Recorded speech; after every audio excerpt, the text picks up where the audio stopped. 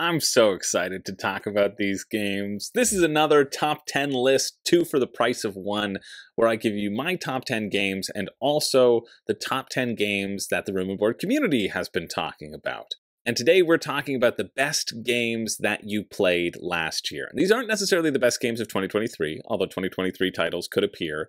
These are the best games that you played in the year of 2023 that were new to you.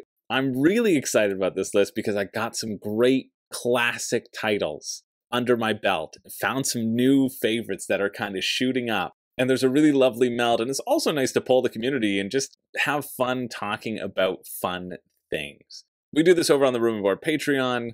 We're all sharing our collective lists. We're doing an alphabet challenge right now, or I should say, my patrons are doing an alphabet challenge because I started with A, and then I was like, oh, I'll get back to it. And then 26 was too big a list for me to go on. But you can just add whatever you want. Sometimes people add their top 5.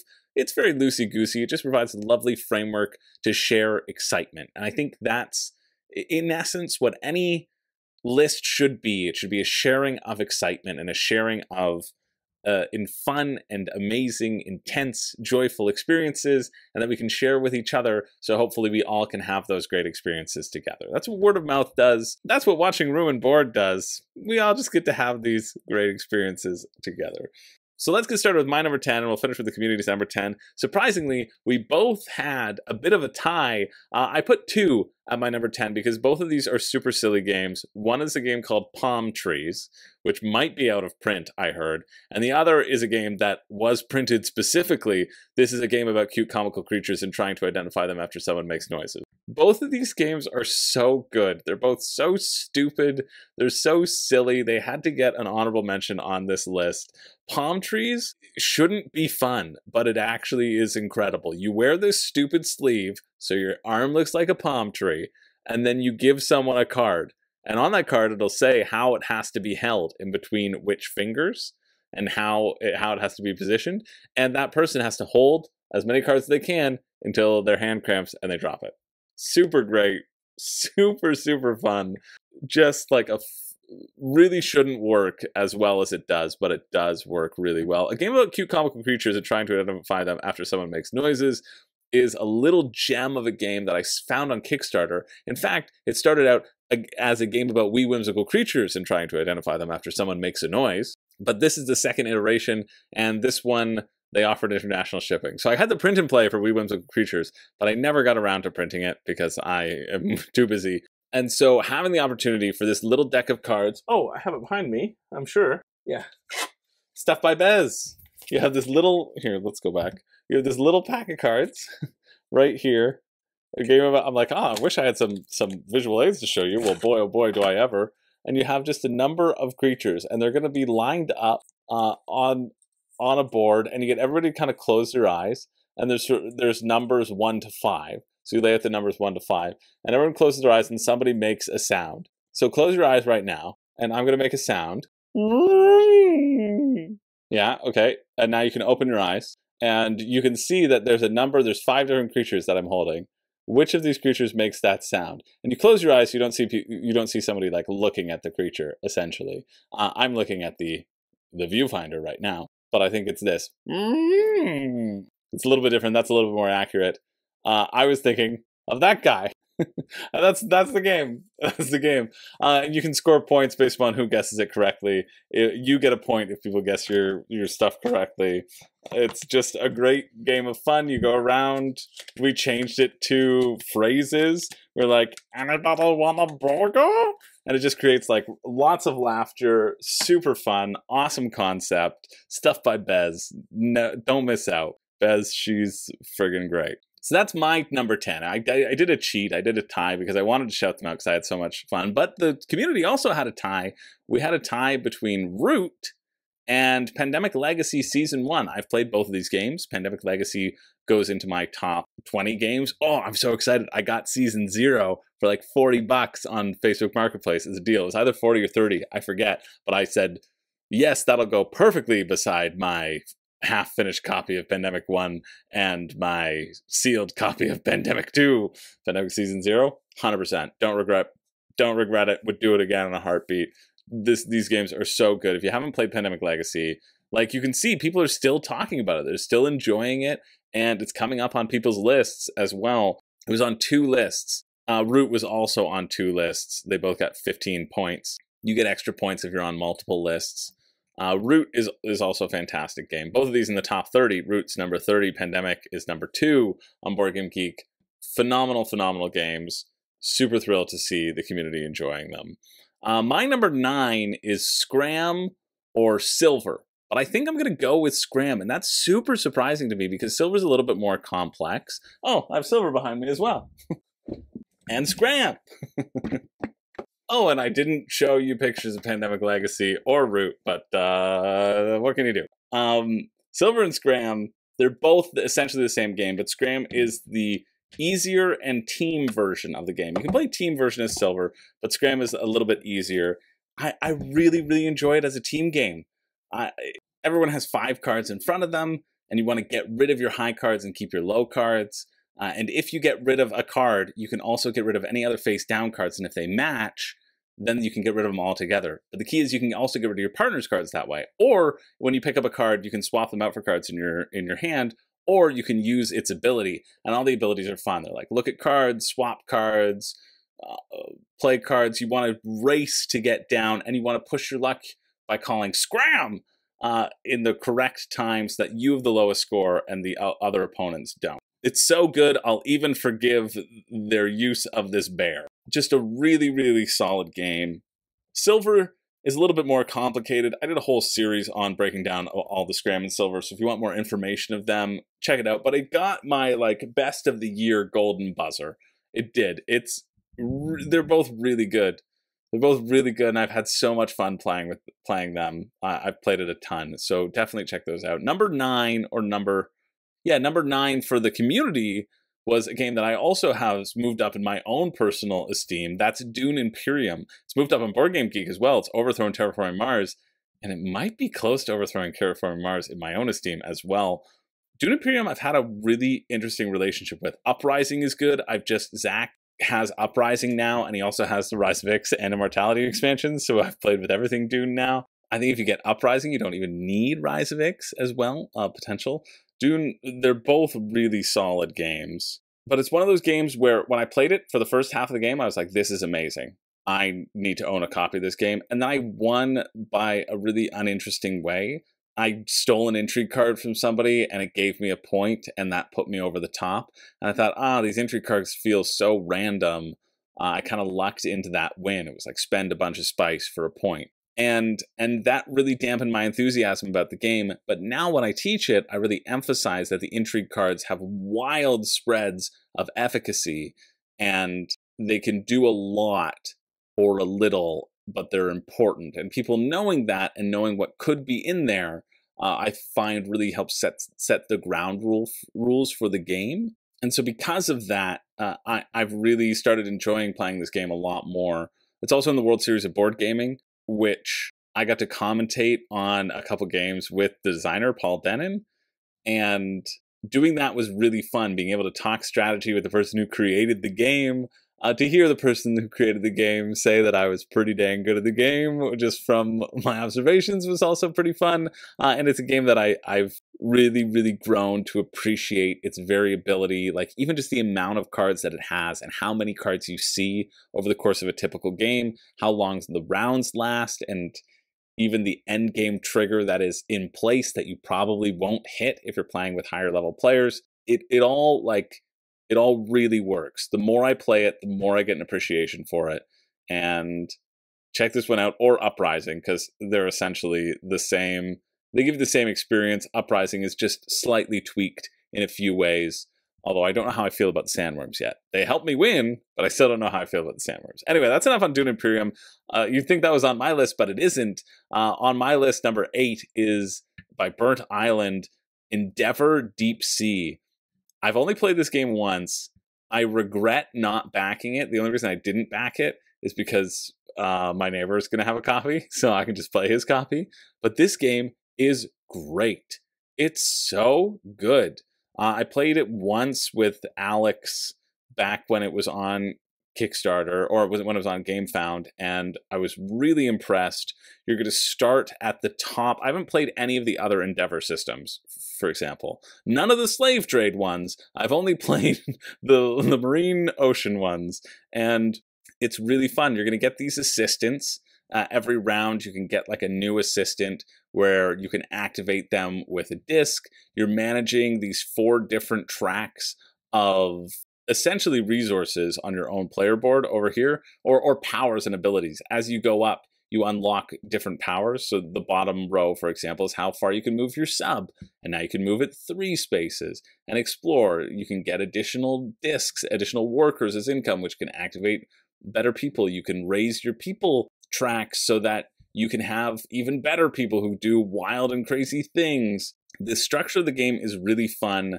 It was a tight game when we played it. And I like this little mini game where you're placing cubes and getting stuff. All of it just really works. Super high on this game. I can't wait to play it again. That's my number 8. Number 8 was a tie. It was actually number 7 and number 7, but we're gonna call it. We're gonna call this one number 8 because I did the dumb $1 pre-pledge.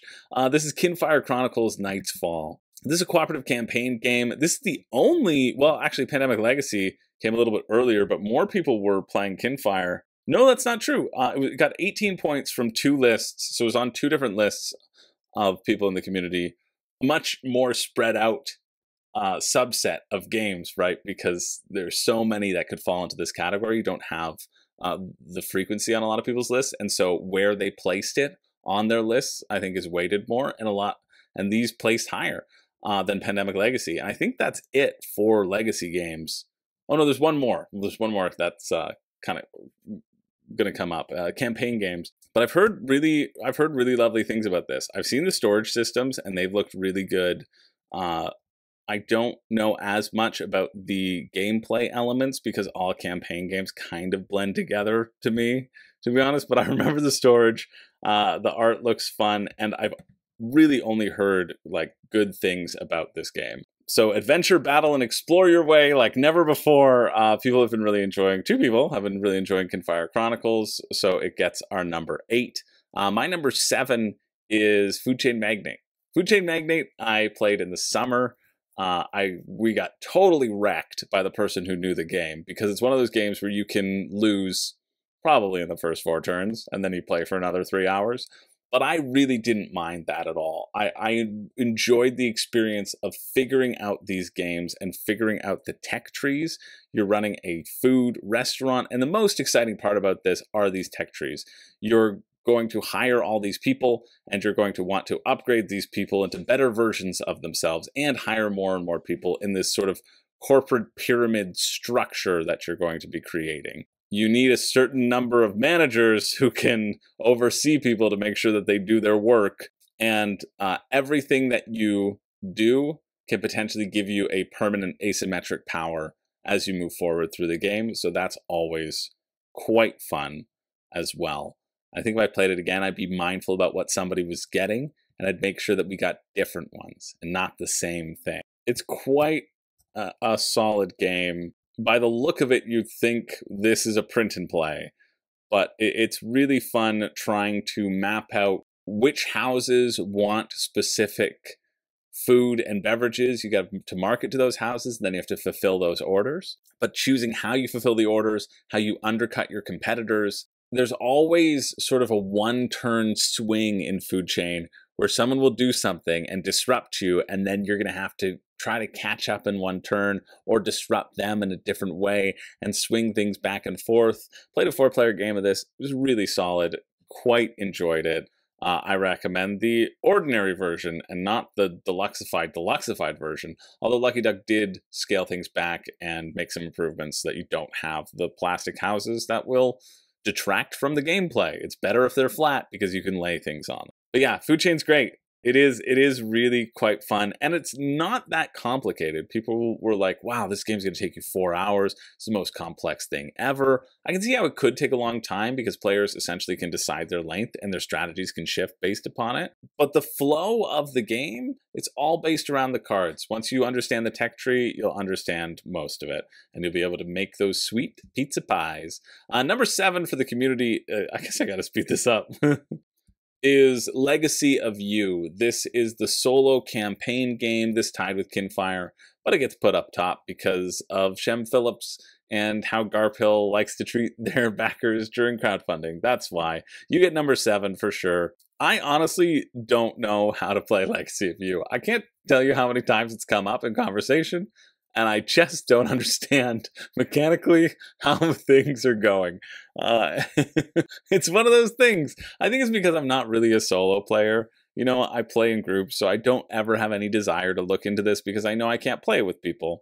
And I just like hearing about people playing it, hearing about their excitement, hearing about their rise and their fall of their campaign. With you constructing a series of canals, that's all you gotta do.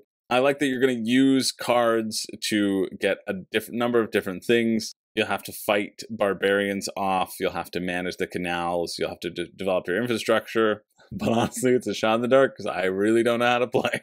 Let's move on to something that I do know how to play, though. Similar to constructing your own empire. My number 6 is Anno 1800.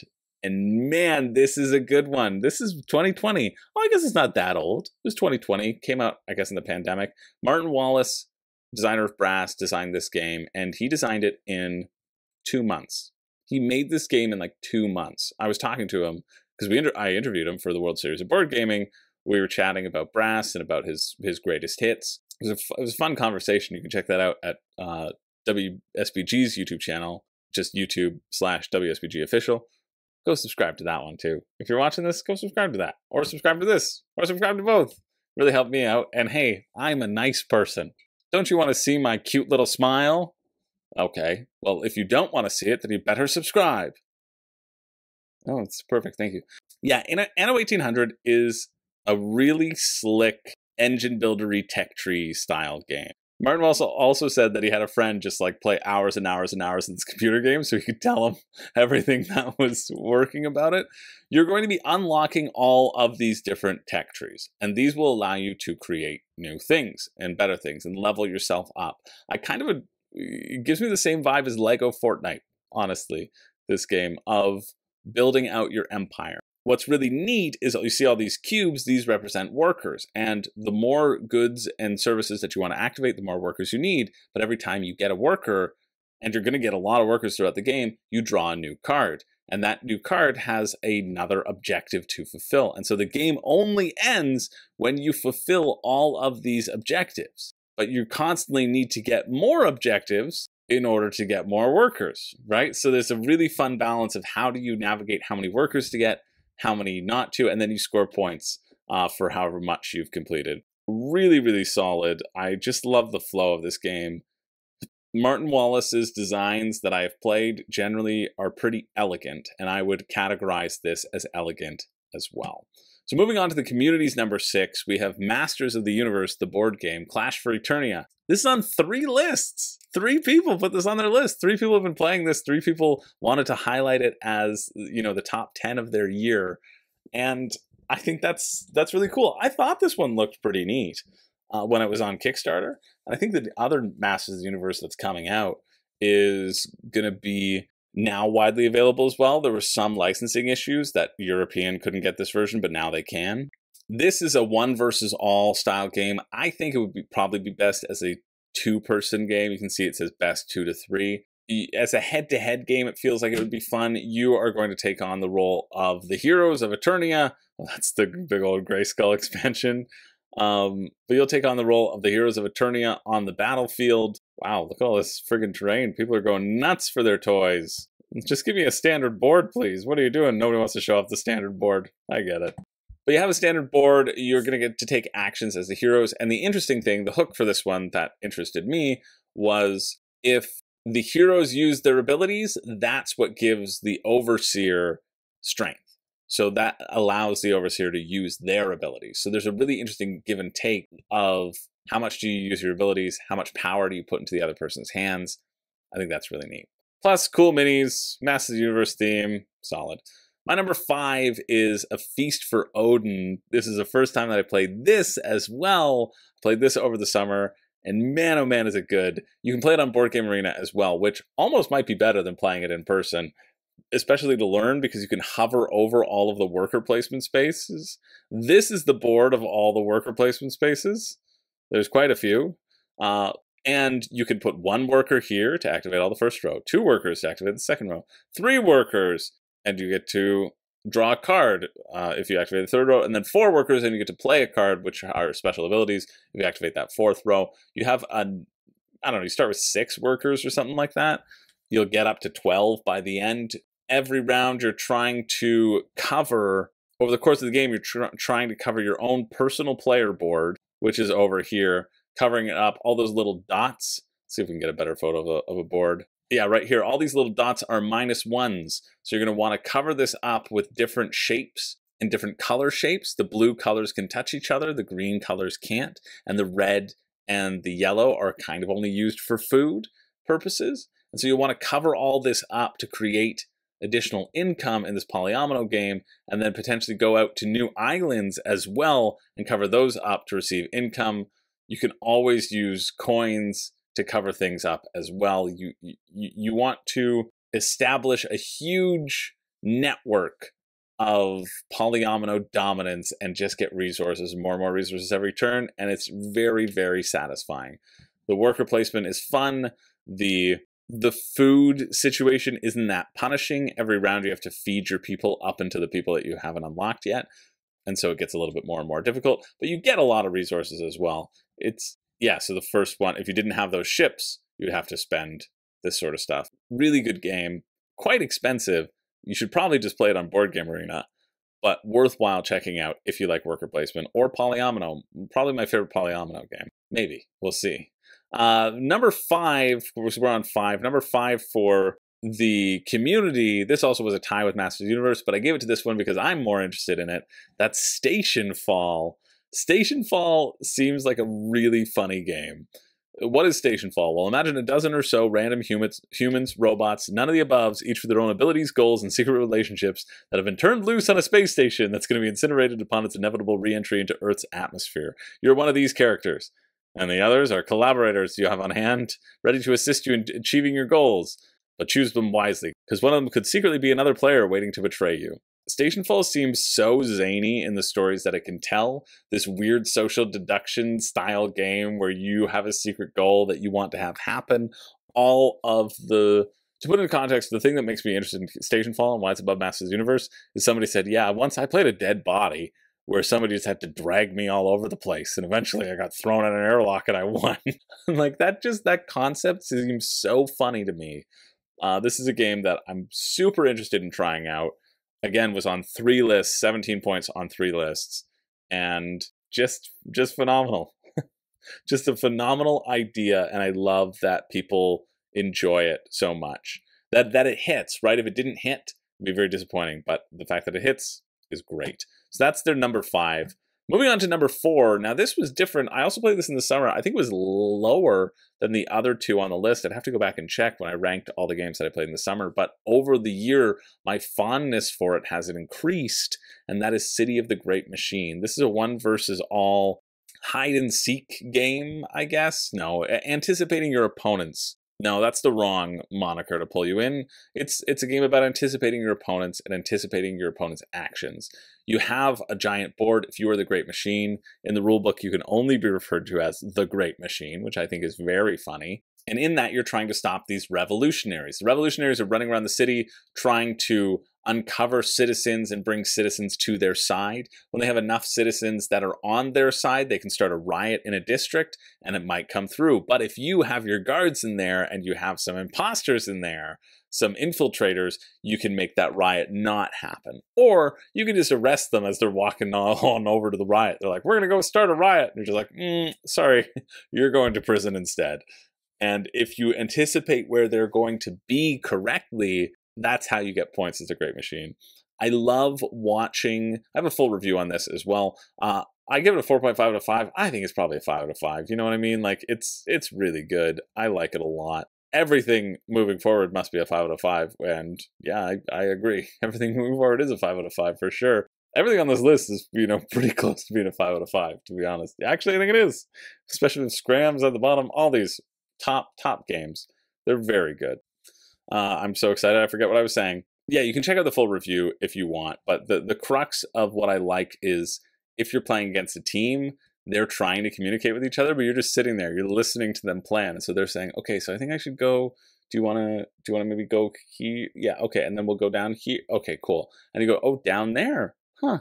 That's a little bit of a tidbit, but are they throwing you off or not? I love when games can create that interaction around the table, and City of the Great Machine really does that. Moving along to number 4 on the community list, this is an impressive one because I think it feels like this wouldn't have been new to a lot of people in the Discord, but apparently it was new on 3 people's list. 20 points. This is Anachrony. Anachrony's in my top 10 games of all time. It's awesome. If you like worker placement with variable workers, it's fantastic. You're sending people out in these suits to do these different actions, building things into your city, sending things to yourself back in time, hiring new people to add to your conglomerate.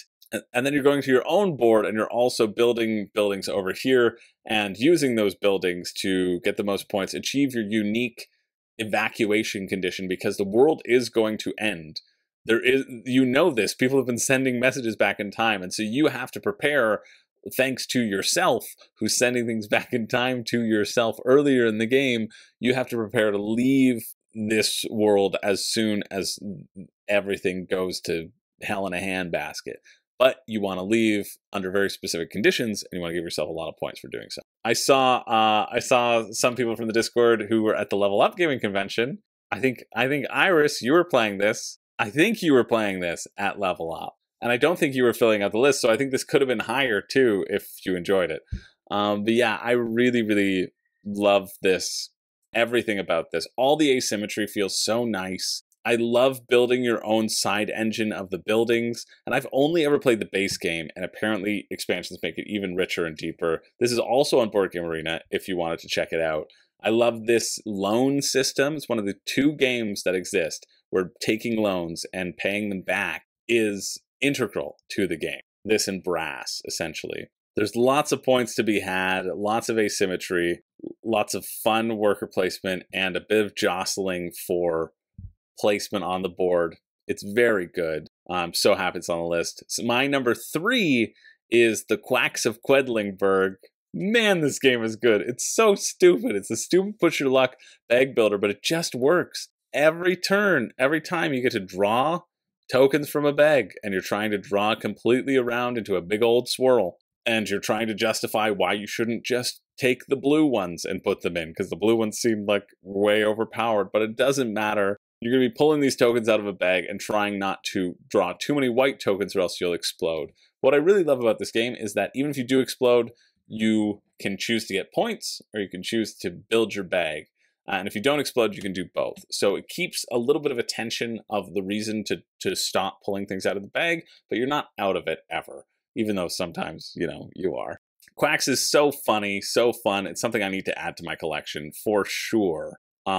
I just haven't gotten around to getting a copy yet because I know I'm going to want all the geek bits and all the upgraded components, and I won't be able to stop myself. So I'll try to play it at somebody else's house until then. But yeah, really, really good. I played this at Niagara Board Game Convention last year in 2023, and that was very, very fun. Coming in with 27 points on 3 lists, this is Marvel Zombies. Marvel Zombies, yeah, it kind of makes sense. Marvel Zombies was delivering. People were getting it to the table. People were really enjoying it. It's just Zombicide. Zombicide is a good system. It's fun chucking dice. It's fun wiping out hordes of minis.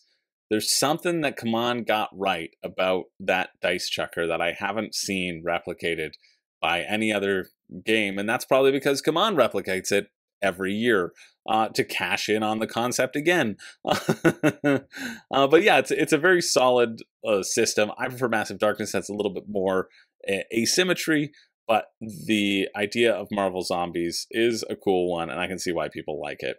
So we're moving on to number 2. I'm trying to fly through this list because I could talk about it a lot. I could talk about these games a lot. I don't want to keep you here all day. You got games to play, right? You've got more room and board videos to watch and put on in the background and have me just keep you company. But my number 2 is a game I played a couple nights ago as well. Not for the first time. The first time was last year. But it's a game I have in my collection that I owe a review for. and this is Revive. And you can see it's number 114 on Board Game Geek. Wow, that's really impressive. I can see why. This game is just phenomenal. It's so good. I think it plays better at 4 players. I had my first play at a 2-player game the other night, and I think it is a little bit tighter at 4 players. The idea of this game, there are many.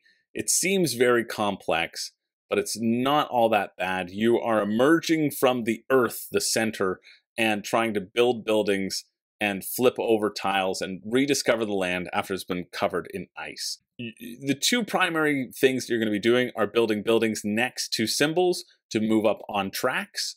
The further you get up the tracks, the more abilities you unlock, and then you're going to be exploring new lands to uncover more places to build, to add cards to your supply, because a lot of the actions are card-driven. And it's multi-use cards as well. You can see in that image, cards are being put above or below the board. You kind of slide them under, and you take those resources, or you take those actions. They can also chain in with other things. If they're already built onto your board, you can get additional resource bonuses, etc. They also have this stupid little mini campaign in the box that's dumb.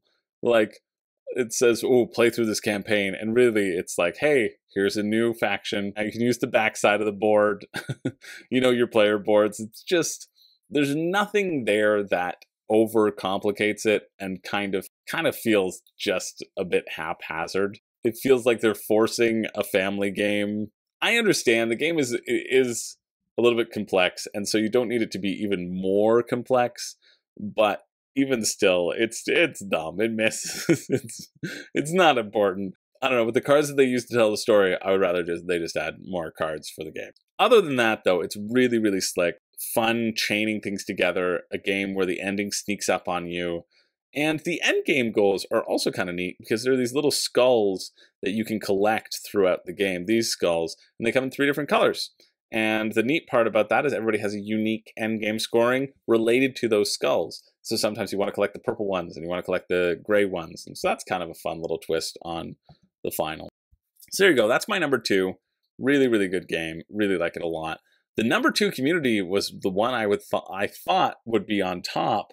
It's on 4 lists. It's overshadowed by our number 1 that's on 6 lists. But this one is definitely higher on these 4 lists. It got 34 points, and that's Voidfall by Mindclash. 2 Mindclash in the top 4. That's really impressive. Voidfall is much more complicated than Anachrony. It was billed as a 4x Euro, but it's actually a 2.5x. At least that's what the developers were telling me. You have this galaxy. To sum up Voidfall in a sentence, it's long. You have this galaxy out here made of these little sectors and clusters, and most of it has been taken over by the Voidborn. And you have to go and take out the Voidborn and reclaim these sectors for your own and expand and get points for doing so. You're going to do this through the use of 9 cards. That's all you have is 9 cards. They're multi-use cards. They have 3 actions on each card, and you get to take 2 of those actions every time you choose a card. It's fun. I played this as a demo at PAX. I only got to play like an hour of it, so 1 round.